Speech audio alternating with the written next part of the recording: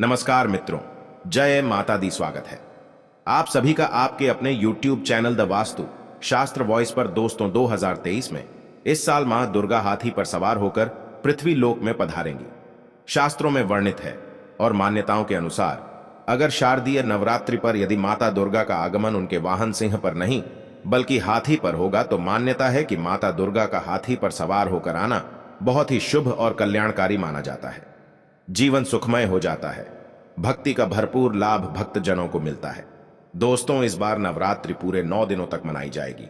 न एक भी दिन कम न एक भी दिन ज्यादा, पूरे 9 दिनों तक मनाई जाएगी।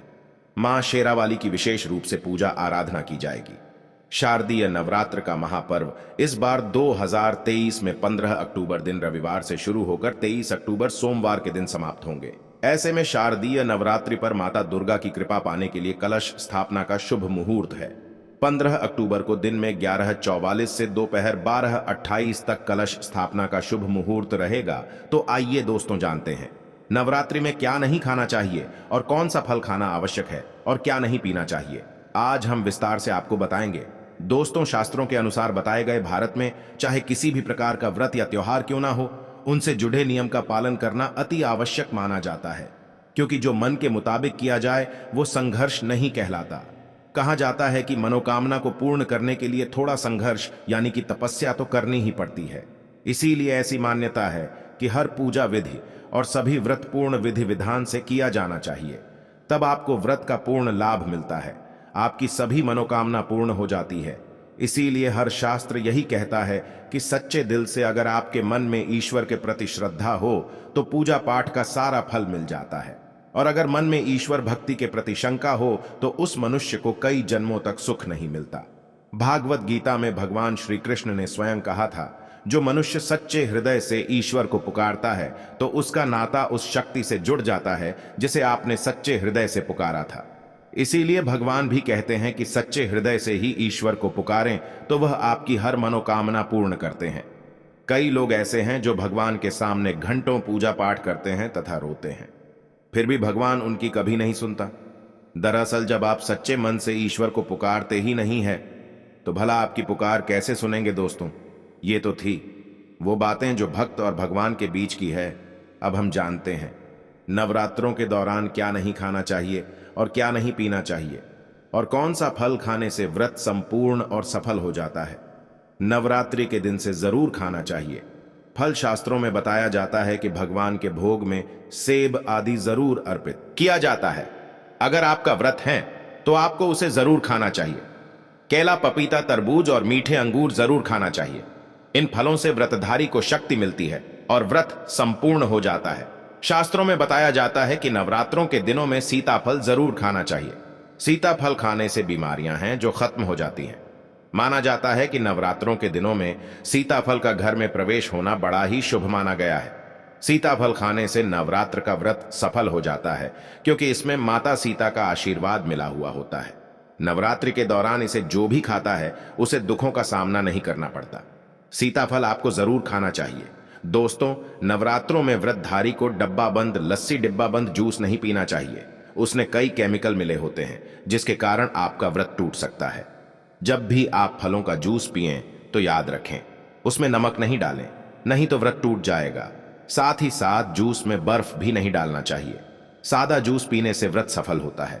दोस्तों, नवरात्रि के दौरान सिंघाड़े का आटा या कुत्तू का आटा खाने से पहले यह देख ले कि आटा पुराना नहीं होना चाहिए, क्योंकि पुराने आटे में कीड़े वगैरह पड़ जाते हैं जिसके कारण आपका व्रत टूट सकता है, क्योंकि यह छोटे छोटे कीड़े हमें दिखाई नहीं देते और आपके मुंह तक पहुंच जाते हैं।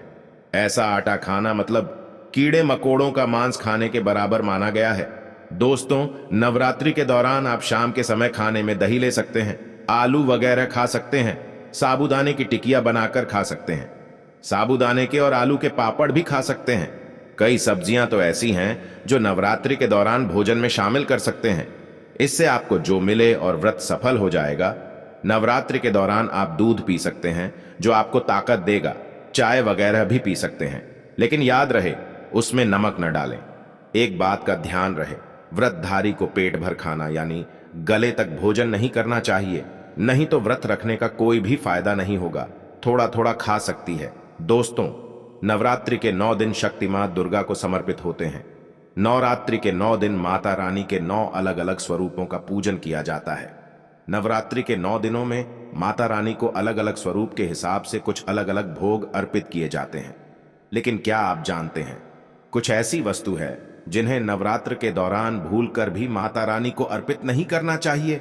अगर इन वस्तुओं को आप गलती से भी माता रानी को अर्पित कर देते हैं तो आपको व्रत और पूजन का पूर्ण लाभ नहीं होगा।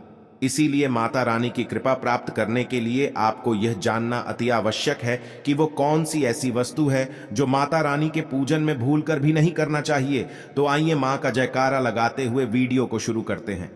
दोस्तों, नंबर 1, नवरात्रि के दौरान शादीशुदा महिलाओं को सफेद कपड़े पहनकर पूजा पाठ नहीं करना चाहिए। साथ ही साथ काले कपड़े भी नहीं पहनना चाहिए।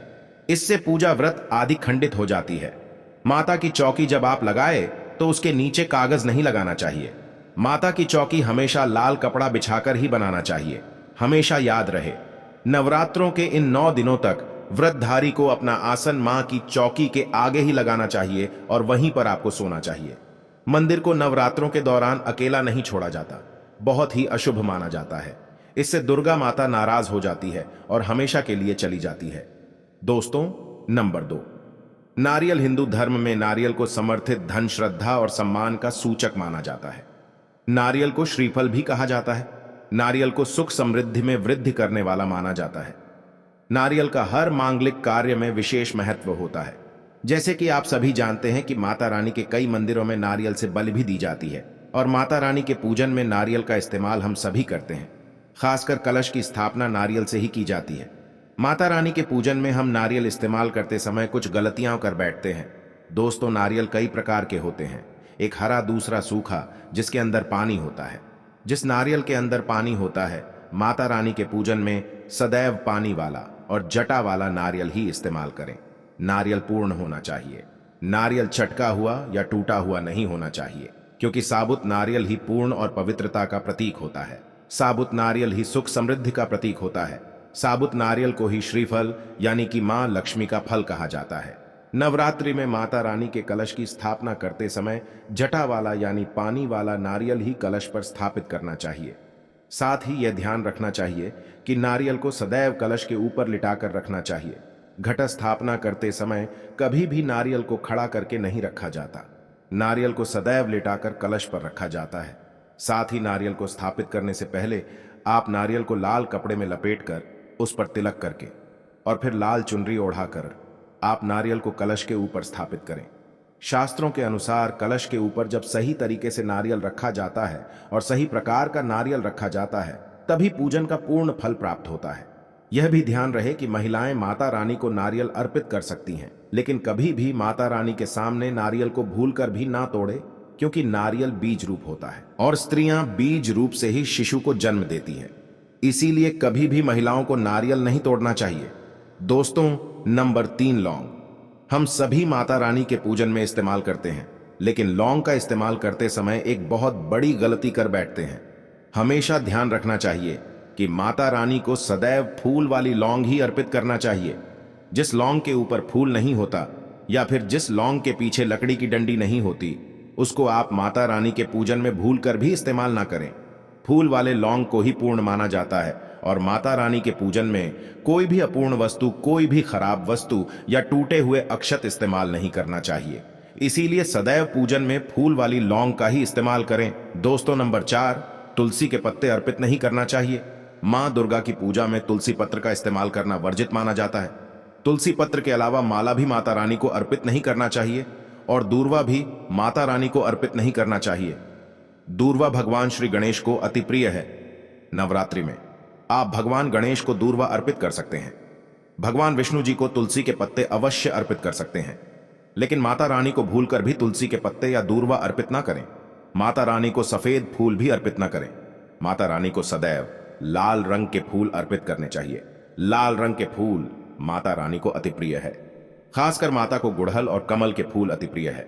शास्त्रों में बताया जाता है कि घर में माता रानी की 2 या 3 मूर्तियां या फोटो नहीं होने चाहिए। इस बात का भी आप विशेष ध्यान रखें कि माता रानी के पूजन में कोई भी खंडित चीज इस्तेमाल ना करें। खंडित चीज जैसे कि छत का हुआ या टूटा हुआ दीपक या फिर चटका हुआ कोई बर्तन। साथ ही यह भी ध्यान रहे कि लोहे के और प्लास्टिक के बर्तन आप माता रानी के पूजन में इस्तेमाल ना करें, क्योंकि प्लास्टिक के चाइनीज बर्तन हड्डियों के पाउडर से मिलकर बनते हैं। ऐसा ना करें। ऐसे बर्तनों को माता रानी के पूजन से सदैव दूर रखें। माता रानी को जो कुछ स्थापित कर रही है, उन्हें गिरे हुए फूल या फिर मुरझाए हुए फूल माता को अर्पित न करें। तो दोस्तों, आज के लिए बस इतना ही। मिलते हैं अगली वीडियो में। तब तक के लिए जय माता दी। जानकारी पसंद आई हो तो वीडियो को लाइक कर दीजिए, और इस वीडियो से संबंधित और नवरात्रि से संबंधित आपके पास कोई भी सवाल या कोई भी प्रश्न हो तो हमें कमेंट बॉक्स में जरूर पूछें। जय माता दी। जय दुर्गा माता। जय शेरों वाली मैया। धन्यवाद दोस्तों।